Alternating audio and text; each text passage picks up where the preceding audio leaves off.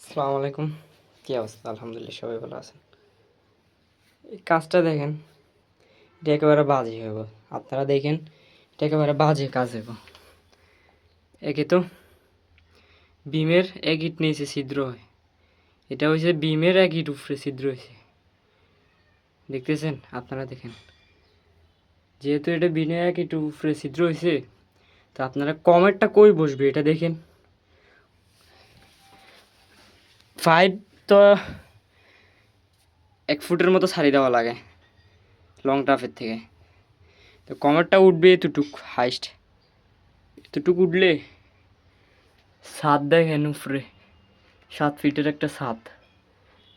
তাই দেখেন গোসলখানাটা এবার কতটুকু উপরে উঠবে, কমোড কতটুকু উপরে উঠবে এবার আপনারা দেখেন। আমরা আগে মাটি কাটছি, আমাদের আবার কাটা লাগতেছে।